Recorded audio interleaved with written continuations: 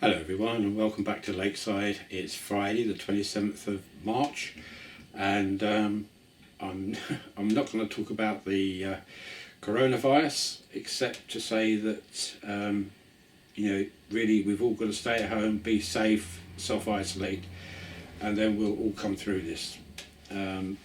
It's hard, I know, but if you can keep yourself occupied within the home area and just go out for the occasional walk, then we should all be okay. So that's the end of that. I'm not going to say anything else about that. Okay, so what have I been doing? Nothing, as regards the layout anyway. I just haven't got my enthusiasm back into it yet. It will get there. I have been coming up and running a few trains, but I haven't actually done any building work as such. And the two major jobs I've got to do are still the concrete hard standing and the roadway at the back. So I've got to finish those two things off. They're the major things really. So that'll be the next job once I get back up here and get my enthusiasm back. So what I thought I would do this time would be to have a small running session with some of the DMUs and EMUs. I haven't done those for quite a few months, perhaps over a year ago actually. So I thought that would be a bit of a change. So what I'll do, I'll spin you around and, well, not spin you around, but spin the camera around. And I'll show you what's on the track and then we'll start the running session. Okay, so bye for now and I'll speak to you later. Okay, bye. Welcome back, and the first DMU you see in front of you is the Derby Lightweight. And she's not running that great at the moment. I took all five locos down to the kitchen last night and overhauled them. And it's not running great because I think it's the age-old thing with the brass strips connectors going from the bogie pickup onto like two little brass pickups inside the cab. Now I have modified those many years ago, and I think they need another look at. It goes, but it's a little bit juddery and stuff, and it's not because of lack of running. I'm sure it's down to that connection, so that may just sit on by the platform. Right, next up, okay, so this is the two-bill southern region, and it's a lovely runner this.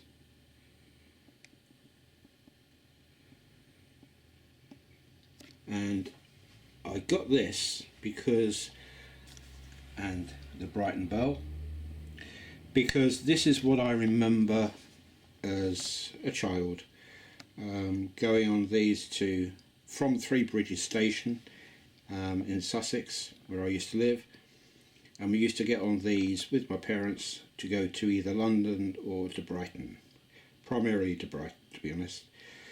And I remember these vividly. The thing is, strangely, I remember these more than I do with the modern trains, because I haven't been on a modern train for absolutely years.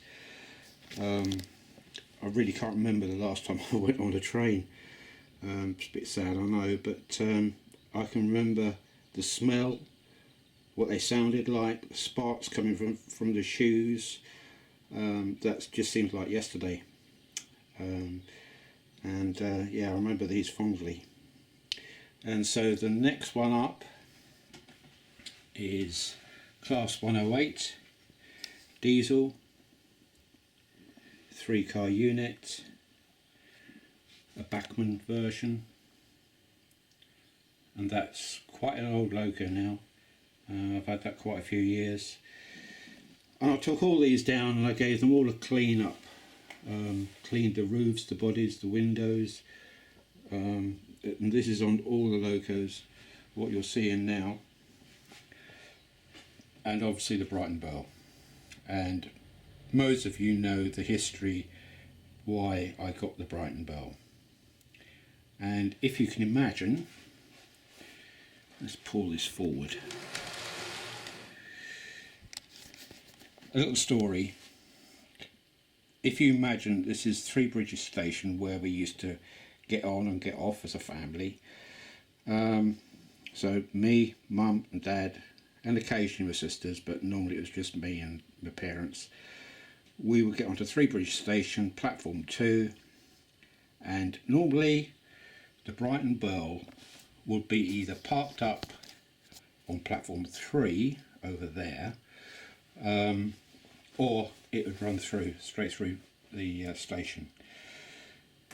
We were never well off enough to ever get onto the Brighton Bell, but it made such an impact on me when I used to see that running through.